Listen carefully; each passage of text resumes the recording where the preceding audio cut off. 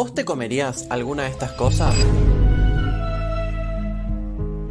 Aunque estas comidas te parezcan asquerosas, son la comida favorita de las bacterias, y no somos quien para juzgar, ¿eh? Estas bacterias se vuelven locas por los desechos, y eso es algo que llamó la atención de investigadores. Ahora, ¿qué pensarías si te digo que podemos usar esos desechos para crear alimentos llenos de proteínas, vitaminas y más, que pueden ser incluso mejores que los que son creados a partir de la ganadería y de la agricultura? Hola, ¿cómo están? Yo espero que muy bien. Sean bienvenidos a este video de hoy. Yo soy Joaquín Flores, su presentador de hoy, y hoy vamos a hablar de las células unicelulares y de cómo las usamos para crear alimentos a partir de desechos.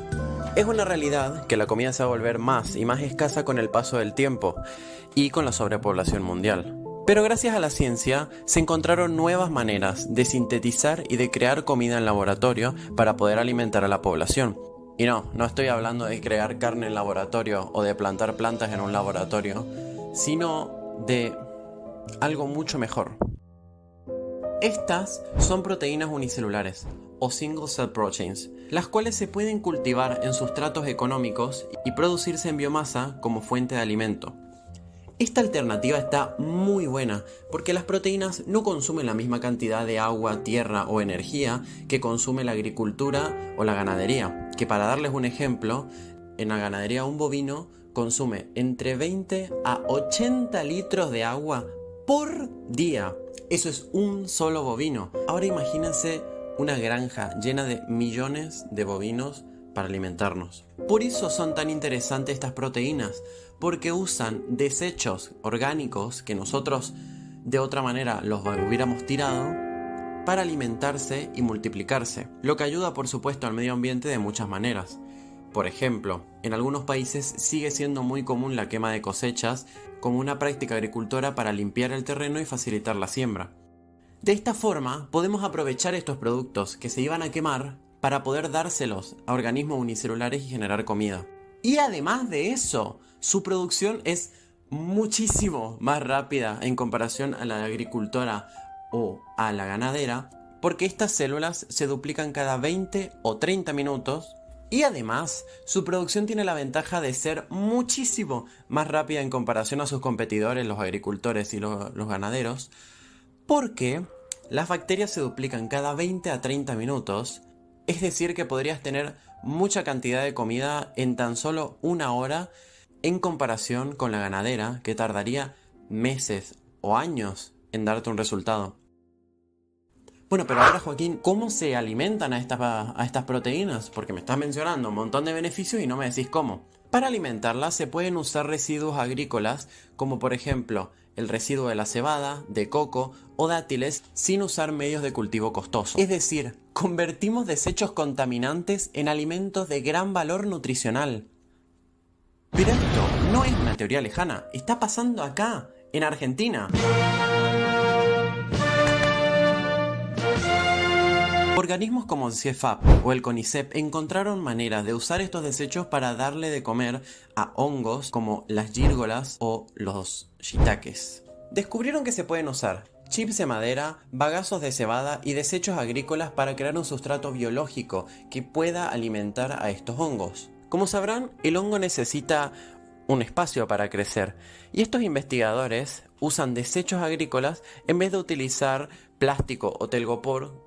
¿Y por qué esto es importante? Porque al usar esos desechos estamos ayudando al medio ambiente y usando algo que básicamente es un regalo, porque es basura para nosotros. Además, esta práctica ayuda a degradar estos desechos. De esa forma, el micelio del hongo se convierte en un superalimento que tiene las mismas propiedades nutricionales que el hongo que comprarías en un supermercado o que te encontrarías en un bosque. Otro ejemplo de su uso se puede encontrar en el artículo publicado en Journal of Applied Psychology, en el que usan una microalga como fuente de proteína, que para que se hagan una idea del tamaño de esas algas, imagínense una pileta verde. Bueno, ese color verde se los dan esas microalgas, que solamente se pueden ver en microscopios, pero al juntarse millones y millones de microalgas, las podemos ver con el ojo humano.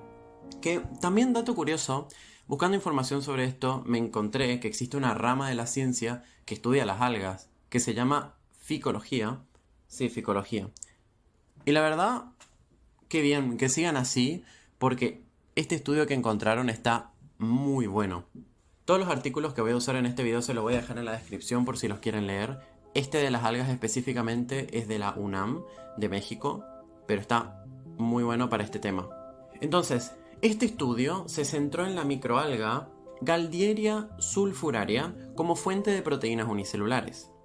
¿Y por qué esta alga en particular? Porque resulta que es un organismo capaz de sobrevivir en ambientes extremadamente ácidos y a 42 o más grados Celsius, porque asegura que ninguna bacteria, levadura o otro contaminante ambiental pueda sobrevivir en ese ambiente. Además de eso, estas algas solo necesitan luz solar y dióxido de carbono para sobrevivir. Se mantienen solas básicamente. Y por si no fuera poco, estas algas pueden alcanzar casi un 44% de proteína por su peso seco. Los científicos no solo vieron que esta alga crece bien en ambientes ácidos y a grandes temperaturas, sino que también descubrieron que este alga es muy buena a gran escala. Si cultivásemos estas algas en estanques abiertos, podríamos tener casi 21 toneladas de proteína al año por hectárea. Para que te hagas una idea, la soja, que es uno de los productos más cultivados a nivel mundial, solo nos da entre 1.3 y 1.5 toneladas al año. Es decir que este alga produce entre 15 y 16 veces más proteína por hectárea que la soja. Y por si no fuera poco, esta alga también produce otra cosa completamente diferente, que es un pigmento natural de color azul brillante muy codiciado en la industria alimentaria y cosmética por ser un muy buen antioxidante y antiinflamatorio. Ahora, ¿cómo nos beneficia esto? ¿Y cómo se consumen estas algas?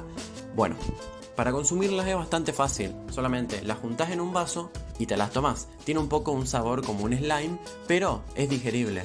Nada, te estoy jodiendo. Una vez que estas plantas se duplican, pasan por un proceso de centrifugado y secado para que quede exactamente igual, bueno, con la misma textura, que el polvo que comprarías de proteína. Es decir, lo puedes usar de la misma manera que usarías el polvo de proteína. Entonces, algún día te podrías hacer un pan de algas, un fideo de algas. Mira, la verdad podrías hacer lo que quieras. The sky's the limit. Pero, si hay un pero, así como todo tiene sus pros y sus contras, esta producción de proteínas unicelulares todavía está en un proceso pequeño. Se está haciendo muchos estudios y todavía falta crear reactores gigantes para poder competir contra los creadores de proteína actual o los creadores de suplementos actuales. Pero no hay que preocuparse mucho porque todo en la ciencia pasa bastante rápido y no me sorprendería que en unos años estemos comiendo pan de algas, que además de ser saludable, promete ser barato, porque si pueden producir realmente esa cantidad de toneladas de alga por año, vamos a estar muy bien. Los organismos unicelulares presentan entonces una oportunidad increíble para nuestra salud y yo no puedo esperar a verlos en supermercados. Eso fue todo por el video de hoy. Si te gustó, no dudes en suscribirte y darle a like. Y si llegaste hasta esta parte del video, muchísimas gracias. Este fue mi primer video, planeo seguir haciendo videos de este estilo. Y si llegaste hasta esta parte del video, comenta con este emoji, así te veo en los comentarios. Chau chau.